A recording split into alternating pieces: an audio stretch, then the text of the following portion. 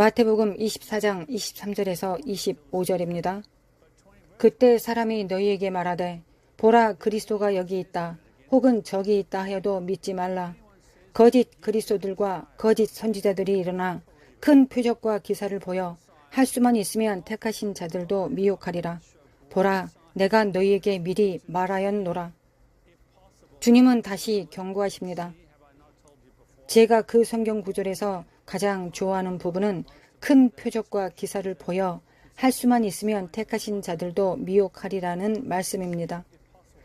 자기 자신을 선택된 자로 여깁니다. 자신을 신자라고 생각합니다. 신자들도 더 이상 예수님을 따를 수 없거나 이 거짓 메시아, 거짓 표적과 기사들을 따를 가능성이 있다는 말씀입니다. 저는 적을 위해 거짓 표적과 기사, 기적을 행했습니다. 오늘날에도 여전히 행해주고 있는 것을 보았습니다. 저는 심지어 교회 내에서 교리를 실제로 가르치는 교사들과 매우 강력한 영향력이 있는 자들이 악마인 사람들을 만나기도 했습니다. 그러면 사람들은 정말요? 어떻게 그런 말을 할 수 있습니까?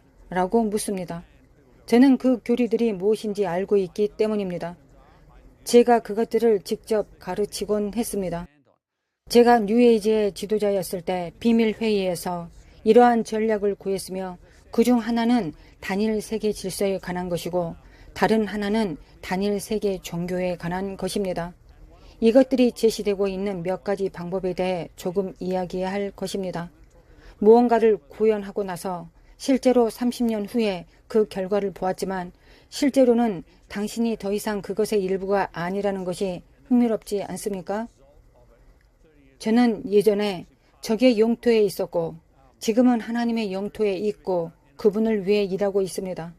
실제로 사탄이 거하는 곳에 있었고 그것에 대해 작업했을 때 거기에 있는 것들을 보고 폭로하는 것이 훨씬 더 저에게는 쉬운 일이었습니다. 단일 세계 종교를 만들려는 중요한 노력 중 하나로 심리학적 방법으로 배운 것이 있습니다. 만약 그것이 옳은 것이거나 심리전의 방법이라면 실제로 의심하게 하는 것입니다. 저게 가장 중요한 것은 무언가를 믿는 사람을 의심하게 만드는 것입니다. 제가 한 것처럼 예수님을 믿는 신자들에게 가서 의심을 심어주면 그들은 미혹의 한 발자국 넘어오기 시작합니다. 창세기에서 마귀가 하와에게 와서 하나님이 정말 그렇게 말씀하셨냐고 질문했습니다. 예수님께서 성령에게 이끌려 광야에 가셨을 때 마귀가 처음으로 한 말은 내가 정말 하나님의 아들이냐? 입니다. 비록 우리가 하나님이 전에 말씀하신 것을 들었지만 적의 첫 번째 전략은 의심입니다. 우리는 실제로 심리전 훈련을 받았습니다. 모든 훈련과 모든 연습에서 실제로 의사소통하는 방법에 대해 훈련을 받았습니다. 제가 적에게 속아 있을 때의 일입니다. 의심을 일으키고 그 의심으로부터 혼란을 일으키게 되면 그 다음 단계는 자신이 하고 있는 일에 대한 신뢰나 믿음의 부족을 낳게 됩니다. 이러한 전략이 전 세계적으로 일어났습니다. 이것이 의도적으로 어떤 부류의 사람들에 의해 계획되었다는 것이 중요한 포인트입니다. 그러나 이제 두려울 것이 없습니다. 우리에게는 믿음이 있습니다. 어떻게 준비되어져야 하고 믿음 안에서 강해지는지에 대해 이야기할 것입니다.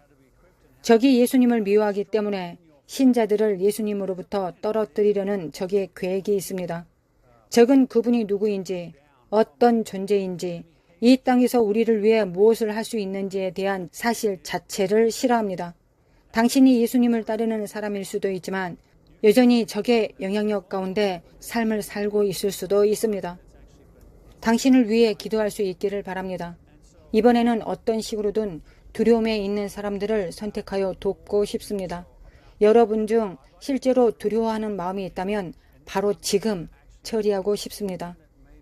신자로서 하나님의 약속을 믿어야 하기 때문입니다. 저는 과거에 대한 두려움이 없습니다.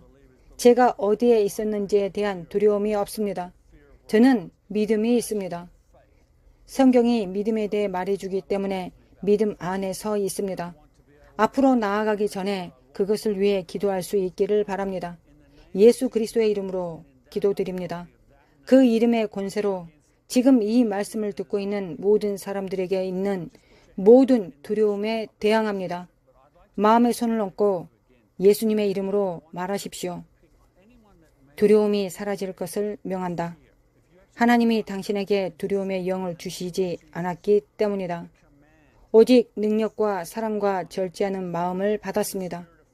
아버지, 계속해서 이들을 축복해 주시옵소서. 듣고 있는 이 사람들에게 있는 두려움의 영을 예수님의 이름으로 묶습니다. 능력의 영과 사랑의 영과 절제의 영이 바로 지금 이들에게 임하도록 명합니다. 우리를 지켜보고 있는 곳 어디든 임하소서. 능력의 영이 당신을 앞으로 나아가게 할 것입니다. 방금 전 미혹에 대해 이야기했습니다. 이것에 대해 조금 더 다루어 보겠습니다. 적의 계획이 무엇이며 그 이유를 알기 위한 요점을 다룰 것입니다. 진리의 영은 지금 세상에서 일어나고 있는 일에 대한 우리의 삶에서 그 어느 때보다도 더 중요합니다. 제가 인용한 두 성경 구절에서 예수님은 경고하실 때 말씀하셨습니다. 그분이 우리에게 경고하시는 이유가 있습니다. 누군가가 당신에게 무언가를 경고한다는 것은 정말 위험한 일이 일어나려고 한다는 것을 의미합니다. 아니면 놀라운 일이 우리 삶에 일어나려고 할 수도 있습니다.